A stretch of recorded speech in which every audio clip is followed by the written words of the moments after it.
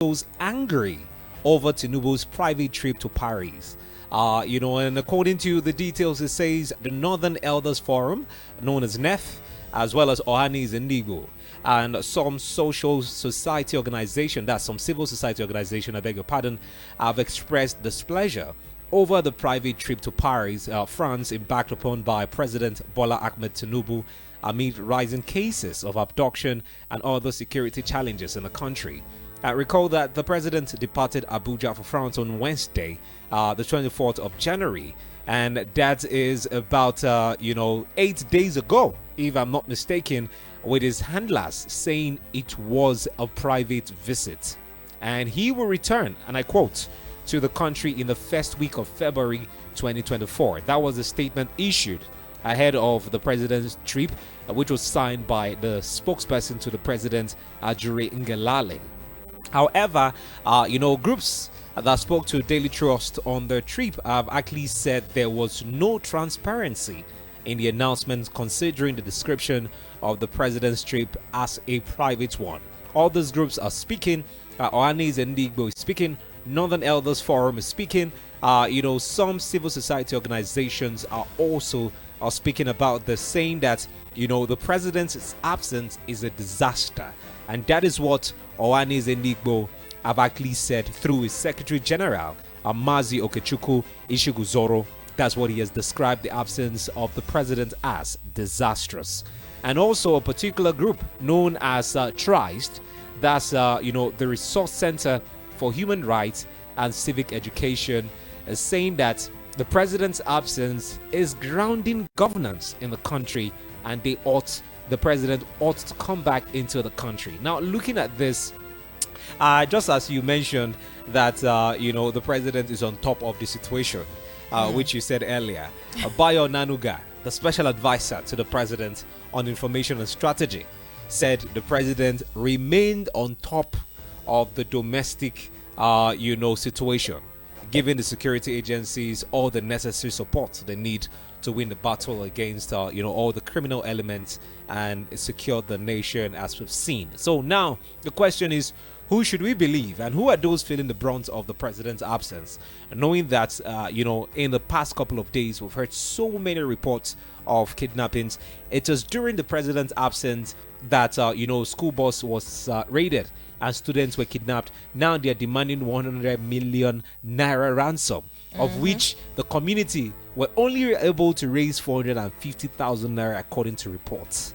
And now how will they come about the other 999,650 999,650,000 to pay to these kidnappers to get their family back, even though a lot of people have actually said they should criminalize the payment of ransom to these bandits. Maybe we'll see kidnappings reduced when they don't have any incentive to all of this. In Nigeria's 1999 constitution, right now, the purpose of government is clearly defined as ensuring the security and welfare of the people.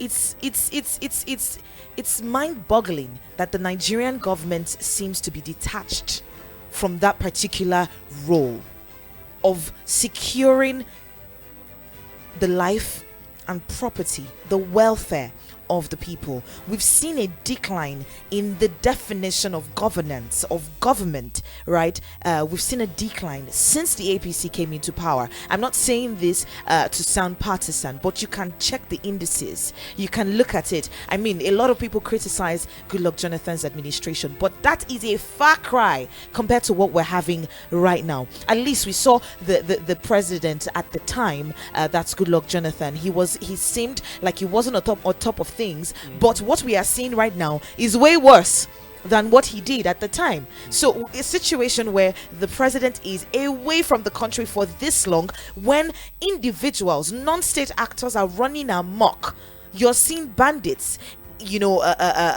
individuals who shouldn't have a field day in the country are having a field day. You're talking about individuals who come from the rock to come and capture, kidnap individuals, and they go unaccosted by the security agencies. At this point in time, do Nigerians feel safe? Do you feel safe? You're looking at food insecurity as well. The president at the time, as at last year July, he had declared a state of emergency on food security. What has been done to that effect? What has been done to that effect? There was a report last year about the level of multidimensional poverty in Nigeria. You're looking at the fact that 90% of Nigerians are multidimensionally poor. Simeon, during the Buhari's administration, we had there was a term they were using for individuals who were the term is eluding me. Vulnerable Nigerians. That's what it was called at the time. At the current reality, the current economic realities, how many people fall under that bracket of vulnerable Nigerians? How many? You have politicians telling us, "Oh, Nigerians, tighten your belt. Oh, don't worry." When this year started, we had the president's wife, the first lady, Oluremi Tinubu. She came out to say, "Oh, don't worry, your sacrifices will not be in vain." Aren't Nigerians tired of sacrificing? Aren't they tired of sacrificing? And we're seeing the president jetting out every other day to Paris on a private visit, not even on issues concerning Nigerians.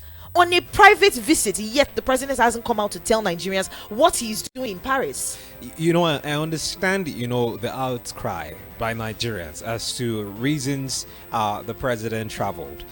Even though some have actually heavily criticized, the statement by, which was even signed by Ajirin Galale, the presidential spokesperson, on the reason for the president's visit. The truth is, no one can actually stop the president if he decides to travel.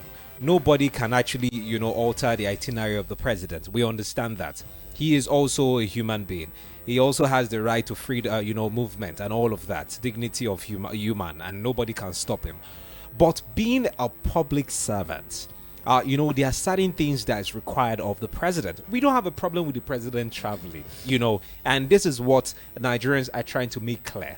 But the problem Nigerians have with this particular trip of the president is that it was tagged private trip.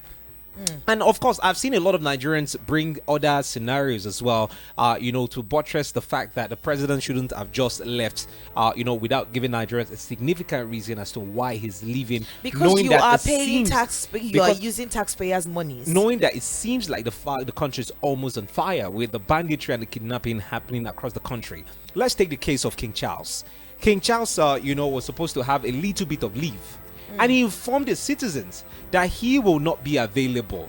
He currently underwent his surgery, and because of this surgery, he won't be available. He came up openly to tell the citizens, I will be undergoing surgery. I won't be available for this period of time, and the citizens understand. Let's even say, England is too far.